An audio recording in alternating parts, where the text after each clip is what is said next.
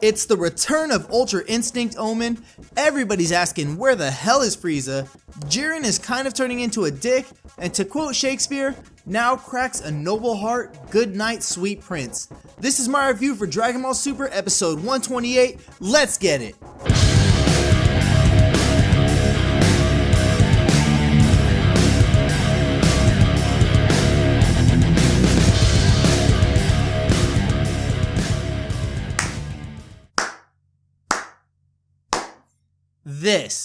This is how you write an elimination episode. Oh my god, this episode was so good. Now I'm talking about Dragon Ball Super episode 128, Noble Pride to the End, Vegeta Falls.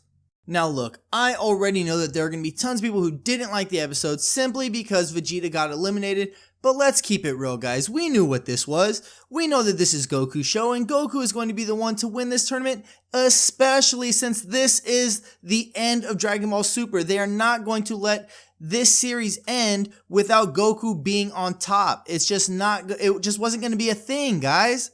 And I don't want to get too into this just yet, but I just don't see how anybody can call themselves a Vegeta fan and watch this episode and still be upset at the way that he was eliminated. This episode did such a good job showcasing his character and just how strong Vegeta actually is as a fighter. But like I said before, I'm going to cover that a little bit later on. Right now, I just want to get straight into the rating. Now, for those of you who are not familiar with my rating system, it's very simple, nothing fancy. It's just based on a scale of 1 to 7. And as much as I love this episode, and I really did, I thoroughly enjoyed this episode, I'm going to have to go ahead and give it a 6-star rating. Now, this is strictly because of one scene, and one scene in particular that really just stuck with me, and it bothered me so much, but it was just such a stupid thing to add to the episode, and it was just unnecessary. Like, it didn't serve a purpose. Now, the scene that I'm talking about is when Vegeta gave his last bit of energy to Goku, and Goku went from not being able to stand up on his own 2 feet to being able to go Super Saiyan Blue. Now, this was just so retarded, it didn't make any sense. Vegeta couldn't even go Super Saiyan himself, and so with the last bit of energy he had that he gave to Goku, that somehow was enough for Goku to go blue when he couldn't even stand up. Like, that was just dumb, and there's no reason for it. There's no reason. Goku going blue did nothing for the storyline. He might as well have just stayed in his base form and tried to fight Jiren just like Vegeta did before going into his Ultra Instinct Omen. It would have made a lot more sense. But since they didn't do it that way, it just really bothered me, and that stopped it from being a perfect episode to me. Once again, this is just my opinion, and I let a lot of stuff slide to it, but not this time. This one's not getting a pass. You shouldn't have done it. Shame on you. Ruining a perfect episode like that. But anyway, let's talk about the episode itself. Now, this was a very emotional episode, not only because of what was going on with Vegeta and him just showing us that he was willing to fight with every ounce of his being, no matter what the matchup was, to Goku having to put the team on his back once again and have to try to do this thing solo, and even hearing Hiromi Sudo's voice, again. It was just a very, very emotional episode that I'm sure a lot of people felt like. Everyone thought, when 17 got eliminated, that was a great emotional episode, but this one was just a whole nother level. This thing just really had us like on the verge of shedding some tears. Like, it was just crazy. Like, watching Vegeta, struggle to do anything to Jiren was just so hard to watch, because normally something like that, you watch it and you kind of feel inspired. You're like, yeah, something's going to happen, but we knew what the outcome of this was going to be, and so it was just really hard to watch him just try his best, knowing that there was going to be nothing to come from it. Like, you just honestly felt bad for him. You're just like, man, this guy just doesn't want to quit, but you're about to get knocked out right now, dude. Like, it's just, it's so nuts. And that even led to, Jiren trying to, starting to show his dickish side, where he told Vegeta, no matter how many weaklings gather against absolute strength, it's pointless.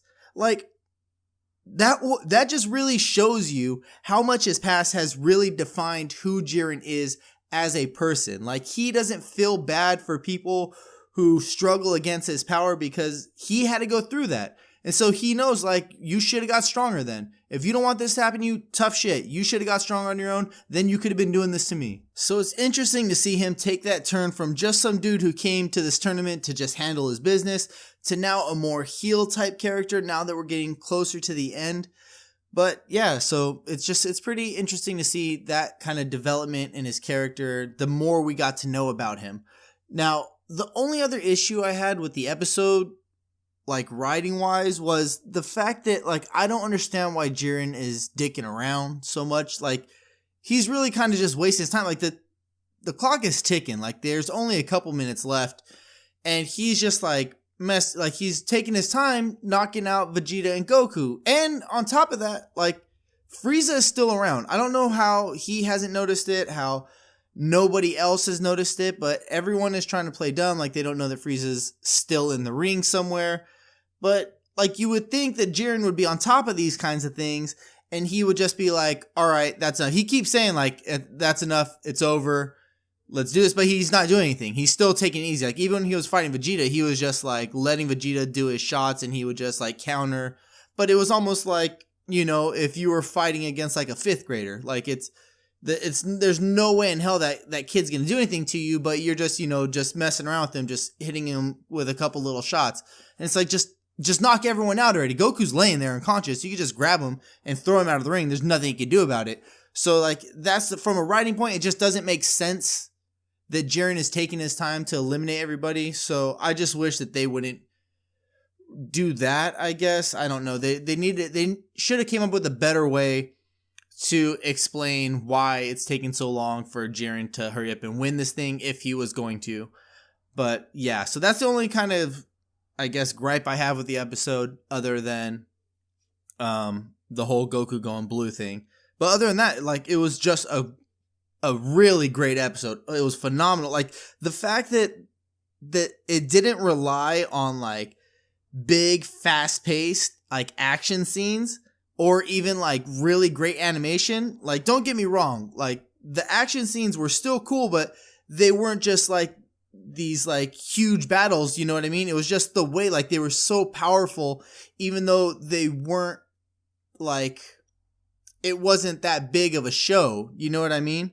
And like even with the animation, like we still got a lot of really good animation from the episode, but it wasn't over the top like the episode 110, you know, like episode 110, you know what I mean? So I'm just glad that the episode was still able to be as good as it was without having to rely on those things, that it was the writing that made the episode so great. And to touch back again on Frieza still being in the ring, I just want to point out that when we got the spoilers for these next couple episodes, that we were told that it was just going to be Goku and Jiren left in the ring, and they didn't mention that Frieza was going to get eliminated in these episode descriptions or in the spoilers. But so they're intentionally like trying to mislead us to think that Frieza got eliminated without actually saying he did.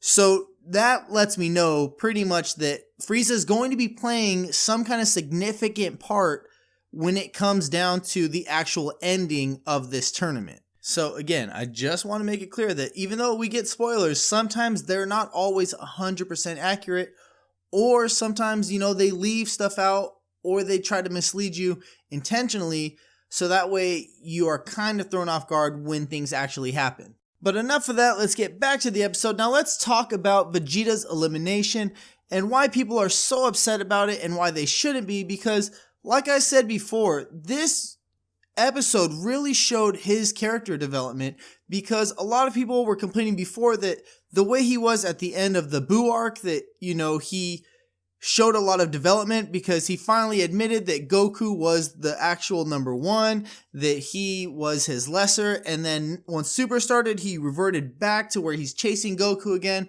But now with this, it shows that his drive to keep fighting against Jiren, to keep going, even though he had everything stacked against him, was not because he wanted to be better than Goku, and it wasn't even because he wanted to be the strongest. It was simply because he had made promises to himself, to Kaba, to his family, to protect them, and his pride, not only as a warrior, but as a man, kept him driving forward to make sure that he was going to guarantee the survival of not only the people that he loved, but just the people that he cared about in general. And also, to me, him giving that last bit of energy that he had to Goku before getting wrung out was a lot bigger deal than what most people think, because I look at it as a callback to when Goku was first gathering energy for his Spirit Bomb against Jiren, and Vegeta refused to give him anything because he's like, no, I'm not going to waste my energy helping you. And now seeing him almost let go of that little feud for the time being, so that way Goku would have enough to take on Jiren on his own, that was a pretty big deal to me. Now, I could be overthinking it, and it could just be Vegeta, going out and just being like, well, this is going to go to waste, might as well take it. But I don't think that's the case. I think this had a lot more meaning. I think this was supposed to show that Vegeta was above that kind of pettiness now, that he saw the bigger picture and he realized that this is bigger than me being the one to beat Jiren. This is bigger than me letting you be the one to beat him, that he was just making sure that he was going to keep his promise one way or another. And for the people that are just complaining at the fact that Vegeta even got eliminated at all, like, I really can't help you. But, I mean, I hear you. I get it. I understand, because, I mean, if I was the ones writing the episodes, I wouldn't have written it. I wouldn't have made it that way. I would have made it so that Goku and Vegeta both would have played a role in winning this tournament together. But that's not what's going to happen. I mean, they need to push this new form for Goku, so they got to get rid of Vegeta, because it doesn't really make sense for Vegeta to even be around if this new form is going to be enough to take out Jiren by itself. So for you guys, like I said before, this is Goku's show, and we just kind of have to deal with that as Vegeta fans. But we can be glad that, like, honestly, Vegeta's elimination episode was probably the best elimination episode that we got out of the entire arc. So we have that, you know what I mean? Like I said, it's something that you should really be proud of as a Vegeta fan, because the way that he went out, he didn't go out like a chump. He went out swinging 100%, and he never gave up. So, like, you guys really chin up. You got to.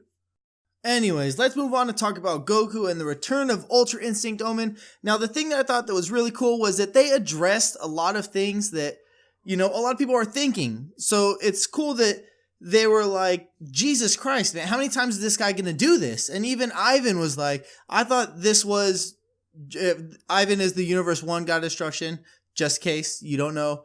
But even he was like, I thought this was just a temporary thing. Like, this dude's going to tap into this all the time. So, like, it's cool that they brought these things to attention, because these are things that the fans usually think that doesn't ever get mentioned in the show. So it's cool that they actually acknowledge that. But it's kind of hard to get excited. Like, it was really cool to see it happen in the show, and it's cool to see, to see Goku be able to get, like, a little bit more even playing field with Jiren. But it's just hard to be excited about it when we know what is coming right after. So we know that we're going to get to see the actual Ultra Instinct happen. And for those of you who don't know, it's not Mastered Ultra Instinct, and it's not Ultra Instinct Mastered. The silver-haired Goku is just Ultra Instinct. There's nothing special about the name. It's just the true Ultra Instinct form. So when you hear it called Ultra Instinct, don't be weird. Like, don't be like, oh, I thought that was Super Saiyan White or Super Saiyan Silver. No, that's just what Ultra Instinct is. So yeah, so it's tough to have to sit through the whole Ultra Instinct Omen thing when we're all just waiting. It's like, all right, hurry up, transform, because we want to see, like, that's when shit's gonna get real. Like, when we see the true Ultra Instinct versus Jiren's true power, that's when we're gonna see some serious action and some crazy good animation. So it's gonna be a little weird episode next week, but either way, I'm really looking forward to it, and I think we're gonna have an awesome episode. I'm gonna predict for sure a 7-star episode next week. So anyways, that's pretty much all I have for I don't want to say this week's, because I'm uploading this hella late, but that's all I have for episode 128. If you guys enjoyed this review, make sure to give it a thumbs up to show your support. And also, don't forget, leave a comment down below. Let me know what you guys thought of this review. Maybe you guys think that I didn't go over something well enough, or maybe I forgot something. Also, let me know what you guys thought of episode 128. I want to know your thoughts. Do you guys agree that it was a 6-star episode? Or do you guys think that it was perfect and it should have got a 7-star? Or you guys think that it was even worse than I thought and it should have been a 5-star or maybe another kind of rating? But let me know your thoughts down below. I'm very interested to hear how you guys felt about it. Also, if you're not already, make sure you guys subscribe to stay up to date with all my future videos. You guys can also follow me on Twitter and Facebook for other content. I just want to thank you guys again so much for watching, but that's it for me, and I will catch you guys later.